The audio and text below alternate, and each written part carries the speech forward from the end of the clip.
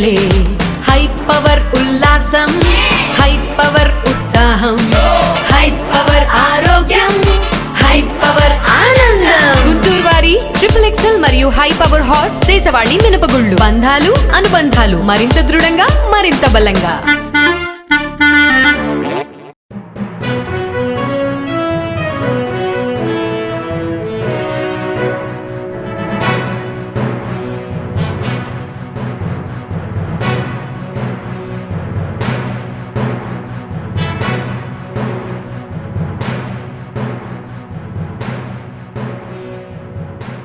నమస్తే, welcome to NXTG news. నాటి వార్తా విశేషాలు. ఇటీవల కుంభమేళాకు వెళ్లిన పవన్ కళ్యాణ్ భార్య కుమారుడితో కలిసి పుణ్యస్నానం చేసిన పవన్ మరొక నటుడు సంపూర్ణేష్ బాబుతో పోలుస్తూ హర్షవర్ధన్ రెడ్డి అనే వ్యక్తి పోస్టు ఇతరుల్ని కించపరిచేలా ఉందని సోషల్ మీడియాలో పోస్టులు పెడుతున్న వారిపై కేసులు నమోదవుతున్నప్పటికీ కొందరు మాత్రం తమ బుద్ధిని మార్చుకోవటం లేదు. తమకు నచ్చని వ్యక్తులపై అనుచిత పోస్టులు పెడుతూనే ఉన్నారు. తాజాగా AP deputy CM Pawan Kalyan పై హర్షవర్ధన్ రెడ్డి అనే వ్యక్తి ఎక్స్ వేదికగా పెట్టిన పోస్టు కలకలం రేపుతోంది. కుంభమేళాలో తన భార్య అనా కుమారుడు అఖీరానందన్, దర్శకుడు త్రివిక్రమ్ శ్రీనివాస్, టిటిడి సభ్యుడు ఆనంద సాయిలతో కలిసి పవన్ కళ్యాణ్ పుణ్యస్నానాలు ఆచరించిన సంగతి తెలిసిందే. వీరు పుణ్యస్నానాలు చేస్తున్న ఫోటోని మరొక సినీ నటుడు సంపూర్ణేష్ బాబుతో పోలుస్తూ హర్షవర్ధన్ రెడ్డి ఒక ఫోటోను పోస్ట్ చేశాడు. ఈ పోస్టుపై జన సైనికులు తీవ్ర అభ్యంతరం వ్యక్తం చేస్తున్నారు. జనసేన నేత రిషికేష్ కావలి 2 టౌన్ పిట్ట కొంచెం కూతగనం అనే సామెతను నిజం చేస్తున్నాడు. కృష్ణా జిల్లా పెనమలూరు మండలం పోరంకి గ్రామానికి చెందిన 5 ఏళ్ల జయరుద్ర కాలభైరవాష్టకంలోని 9 శ్లోకాలను తక్కువ సమయంలో పఠించి ఇండియా బుక్ ఆఫ్ రికార్డ్స్ లో తన పేరు నమోదు చేసుకున్నాడు. హైదరాబాద్ లో జనవరి 23న నిర్వహించిన పరీక్షల్లో జయరుద్ర 2 నిమిషాల 50 సెకండ్ల 92 మిల్లీ సెకండ్లలో కాలభైరవాష్టకంలోని 9 దివ్య శ్లోకాలను పఠించి ఈ ఘనత సాధించారు. ఇండియా బుక్ ఆఫ్ రికార్డ్స్ లో తన పేరు నమోదు కావడం సంతోషంగా ఉందని యూకేజీ చదువుతున్న జయరుద్ర తెలిపారు.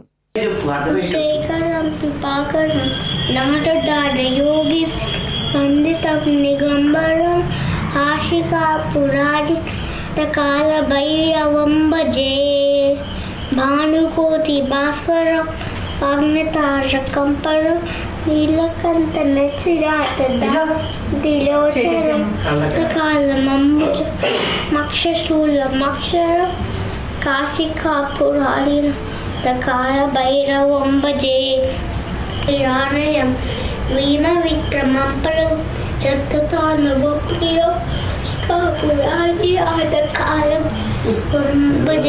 తిరుమలలో VIP దర్శనం పేరుతో భక్తుల్ని దళారులు మోసగించారు. స్వామివారి దర్శనం కల్పిస్తామని పుణె భక్తుడు ప్రకాష్ నుంచి 70,000 వసూలు చేసిన దళారులు శ్రీవాణి దర్శనం పేరుతో 300 ప్రత్యేక దర్శనానికి పంపారు. మోసపోయామని గ్రహించిన భక్తుడు టిటిడి విజిలెన్స్ ని ఆశ్రయించారు.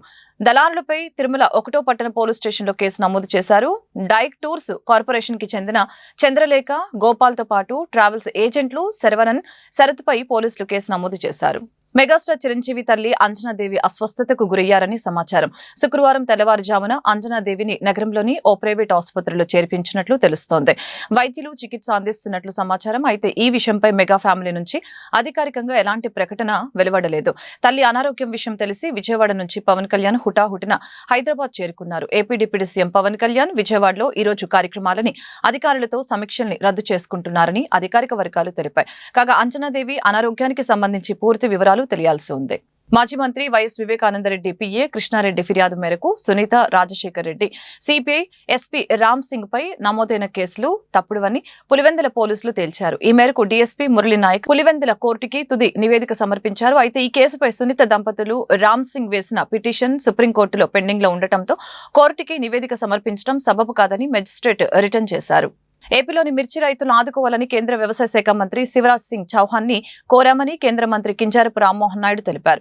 మిర్చికి 11,600కు పైగా మద్దతు ధర ఇవ్వాలని కేంద్రాన్ని విజ్ఞప్తి చేసినట్లు తెలియజేశారు. ఢిల్లీలో కేంద్ర వ్యవసాయ శాఖ ఆధ్వర్యంలో జరిగిన కీలక సమావేశం అనంతరం మీడియాతో మాట్లాడారు. ఆంధ్రప్రదేశ్ ముఖ్యమంత్రి వర్యులు చంద్రబాబు నాయుడు గారు ఢిల్లీ కొత్త ప్రభుత్వం ప్రమాణ స్వీకార కార్యక్రమానికి అటెండ్ అవుతూ మరి అగ్రికల్చరల్ మినిస్ట్రీకి వచ్చి రాష్ట్రంలో ఉన్నటువంటి మిర్చి రైతుల తాలూకా సమస్యల గురించి కూడా ఇక్కడ ప్రత్యేకంగా ప్రస్తావించడం జరిగింది. నిన్న అగ్రికల్చర్ మినిస్టర్ శివరాజ్ సింగ్ చౌహాన్ గారు ప్రత్యక్షంగా ఇక్కడ అందుబాటులో లేకపోయినా ఆ మీటింగ్కి వర్చువల్లో కూడా ఆయన అటెండ్ అయ్యి మరి కొన్ని విషయాల మీద చంద్రబాబు నాయుడు గారు కూడా రాష్ట్రం తరపున మిర్చి రైతుల తరపున ఉన్నటువంటి సమస్యలు ప్రస్తావిస్తే అది ఖచ్చితంగా ఇమీడియట్గా టాప్ ప్రయారిటీ మీద తీసుకొని అవన్నీ కూడా సెటిల్ చేస్తామని చెప్పి కూడా ఆయన హామీ ఇవ్వడం జరిగింది. వేరేగా ఒక మీటింగ్ ఈరోజు పెడతామని చెప్పి ఇచ్చినటువంటి హామీ ప్రకారం ఈరోజు ఒక మీటింగ్ పెట్టుకున్నాం. అగ్రికల్చర్ మినిస్ట్రీ తాలూకు అధికారులు, నేను కూడా అటెండ్ అయ్యాను. రాష్ట్రం తరపున అచ్చెన్నాయుడు గారు అలాగే అక్కడ ఉన్నటువంటి అగ్రికల్చర్ టీం అందరూ కూడా అటెండ్ అయ్యి మళ్ళీ ఆ సమస్యల మీద ప్రత్యేకంగా చర్చించడం కూడా జరిగింది. అందులో ముఖ్యంగా ప్రొక్యూర్మెంట్కి సంబంధించి, ఎందుకనంటే ఇది ఇమీడియట్గా స్టార్ట్ అవ్వాలనే ఆలోచనతో చంద్రబాబు నాయుడు గారు నేను రిక్వెస్ట్ చేశారు. మరి దాన్ని సీరియస్గా తీసుకొని కేంద్ర ప్రభుత్వం అలాగే మంత్రి గారు కూడా దాన్ని ఇమీడియట్గా చేయిస్తామని చెప్పి హామీ ఇచ్చారు. వీలైనంత త్వరగా కేంద్రం నుంచి కూడా డిఫరెన్స్ ఆఫ్ ప్రైస్ ఏదైతే ఉందో దాన్ని పే చేయడానికి ఏదైతే 25% వరకు వాళ్ళకి MIS minimum market intervention scheme ద్వారా ఉందో దాన్ని పొడిగిస్తూ 75% వరకు కూడా కమిటీ ఆఫ్ మినిస్టర్స్ ద్వారా అప్రూవల్ తీసుకొని 75% వరకు కూడా చేస్తామని చెప్పి స్పష్టంగా హామీ కూడా ఇవ్వడం జరిగింది. అయితే ప్రైస్ దీనికి తీసుకోవడానికి కింటా తాలూకా ప్రైస్ రాష్ట్రం తరపున మనం క్యాల్కులేట్ చేసింది కాస్ట్ ఆఫ్ ప్రొడక్షన్ కానీ లేబర్ కాస్ట్స్ కానీ ప్రాక్టికల్గా గ్రౌండ్ లెవెల్లో రైతులు ఎంత పెడుతున్నారో దాన్ని అంతటినీ కూడా క్యాల్కులేట్ చేసి సుమారు 11,600 రూపాయలు ఇస్తే మరి వీళ్ళ తరపున 10,000 చిలుకల వరకే ఇవ్వడం జరిగింది. సో దాన్ని కూడా గట్టిగా రిప్రజెంట్ చేశాం. ఎట్టి పరిస్థితుల్లో క్వింటా తాలూకా ప్రైస్ ఏదైతే దీనికోసం క్యాల్కులేషన్కి యూజ్ చేస్తున్నామో అది పెంచాలి. 11,600 అయినా దానికంటే ఇంకెక్కువ వస్తే ఎక్కువైనా సరే పెట్టాలని చెప్పాం.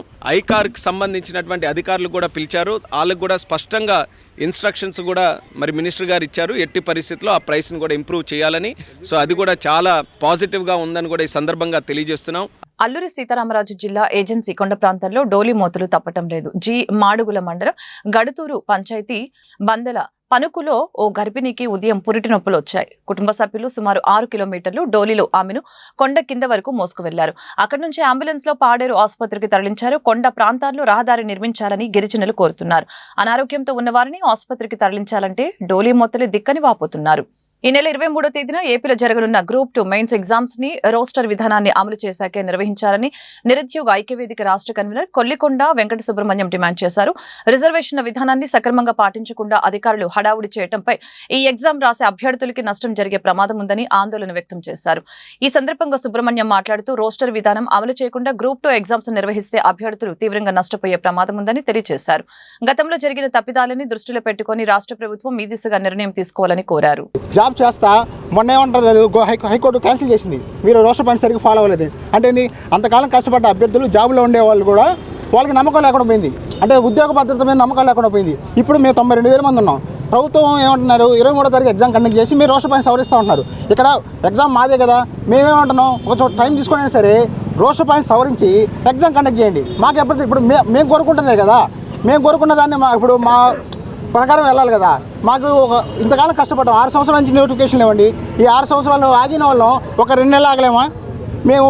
మాకు ఇప్పుడు దాకా ఎటువంటి ఫైనాన్షియల్ సపోర్ట్ అన్నీ లేకుండా ఇంట్లో వాళ్ళ మీద ఆధారపడతా మేము ప్రిపేర్ అవుతున్నాం.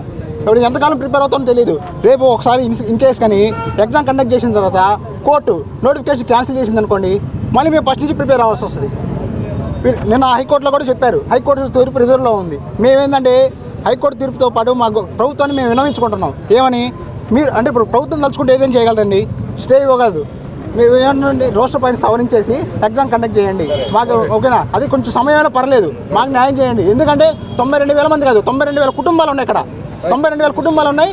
ఇంకోటి ఏంటంటే ఈ నోటిఫికేషన్ కానీ ఒక ఇన్ కేసు కానీ హోల్డ్లో పడిందంటే నెక్స్ట్ జాబ్ క్యాలెండర్ మీద కూడా ఎఫెక్ట్ పడుతుంది, ఓకేనా? సో మీడియా ప్రతినిధుల ద్వారా మేము ప్రభుత్వాన్ని విన్నవించుకుంటున్నాం సార్. మాకు APPSC group 2 notification draft notification ఇచ్చారండి. డ్రాఫ్ట్ నోటిఫికేషన్లో చెప్పింది ఏంటంటే జియో నెంబర్ 77 ప్రకారం మేము కొత్త నోటిఫికేషన్ ఇస్తున్నాము, మార్చి ఇస్తున్నాము అని అన్నారు. తర్వాత ఫైనల్ డిసెంబరు 20న ఆ టైంలో ఫుల్ నోటిఫికేషన్ ఇచ్చారు. నోటిఫికేషన్ ఇచ్చిన రోజునే వెంటనే అప్లై చేసుకోవాలి అని చెప్పేశారు. ఆ టైంలో సర్వర్ ఇబ్బంది వచ్చింది, చాలా ఇబ్బంది వచ్చింది. కొంచెం డేట్ పొడిగించండి అని చెప్పారు. డేట్ పొడిగించినప్పటికీ అయినా సర్వర్ ఇబ్బంది పెట్టింది. ఈ టైంలోనే చాలామంది అభ్యర్థులు దీంట్లో రోస్టర్ పాయింట్లో ఇబ్బందులు ఉన్నాయని చాలామంది తెలిపి కోర్టుకు వెళ్ళినప్పటికీ వాళ్ళు ప్రిలిమ్స్ పరీక్ష నిర్వహించారు. ప్రిలిమ్స్ పరీక్ష నిర్వహించి 1:100 తీస్తున్నామని ట్వీట్ చేసి రిజల్ట్స్ ఇచ్చారు. ఓకే ఇచ్చారు, అది నార్మల్ కట్ ఆఫ్ తీసారా, కేటగిరీ వైజ్ కట్ ఆఫ్ తీసారా అనేది ఎవరికి తెలియదు. అది 1:100 తీసాము, 1:100 ప్రకారం రిజల్ట్ ఇచ్చామన్నారు. అది నా కేటగిరీ వైజ్ పోయిందా, నార్మలైజేషన్ చేశారా అనేది ఇప్పటికీ ఎవరికి తెలియదు. మళ్ళీ దీన్ని సరి చేస్తామని చెప్పి మనకి మళ్ళీ వచ్చిన ప్రభుత్వంలో సరి చేస్తామని చెప్పారు. అది కోర్టులో ఉంది కాబట్టి న్యాయస్థానం వచ్చే వరకు వెయిట్ చేయాలి అని అన్నారు. ఓకే వెయిట్ చేస్తాం, ఇన్నాళ్ళు వెయిట్ చేస్తాం, నో ప్రాబ్లం. కాకపోతే ఒక అభ్యర్థి గ్రూప్ 2 కూర్చున్నాడంటే అతని జీవితాన్ని పెట్టినట్టు. ఒక్కసారి అవకాశం మిస్ అయిందంటే జీవితం ఇంకా మళ్ళీ రాదు. ఎన్నో ఆశలు పెట్టుకొని ఎన్నో సంవత్సరాల నుంచి పెట్టాం. ఓకే, నోటిఫికేషన్ 5 ఏళ్ల తర్వాత వచ్చింది, ఓకే హ్యాపీ. కానీ ఈ నోటిఫికేషన్ను తప్పులు తడగ్గా చేస్తే నష్టపోయేది నిరుద్యోగి మాత్రమే.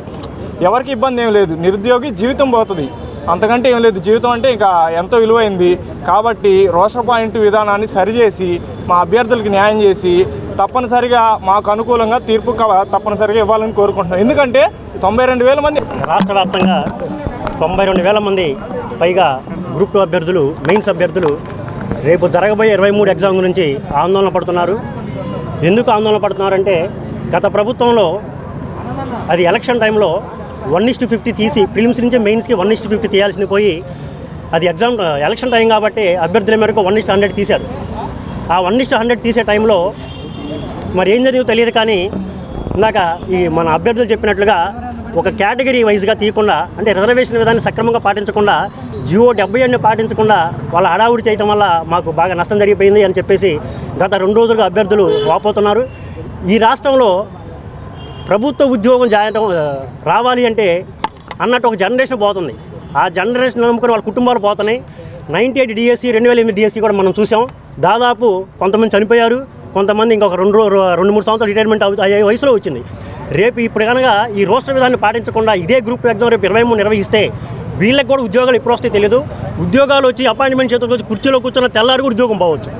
అది సమస్య. ఈ రాష్ట్రంలో ముఖ్యంగా ఏపీఎస్సీ యొక్క నిర్వహణ అట్లా ఉంటుంది. కాబట్టి రేపు జరగబోయే 23 ఎగ్జామ్ని ఈ రాష్ట్రంలో 92,000 ఉద్యోగులు, నిరుద్యోగ గ్రూప్ 2 అభ్యర్థులతో పాటు వాళ్ళ కుటుంబాలను కూడా, వాళ్ళ జీవితాలను కూడా దృష్టిలో పెట్టుకొని 23 ఎగ్జామ్ని వాళ్ళు ఎగ్జామ్ పెట్టొద్దు అనట్లా. 23 ఎగ్జామ్ని రోస్టర్ పాయింట్ విధానాన్ని, అంటే కేటగిరీ వైజ్గా రిజర్వేషన్ విధానం సక్రమంగా పాటించిన తర్వాత పెట్టాలని చెప్పేసి వాళ్ళు రోడ్ల మీదకి వచ్చి ఆందోళన చేస్తున్నారు. న్యాయ వ్యవస్థలు కూడా పోరాడుతున్నారు. ఈ రోజే మేబీ ఈవినింగ్ జడ్జిమెంట్ వచ్చిందని చెప్పేసి కూడా అంటున్నారు.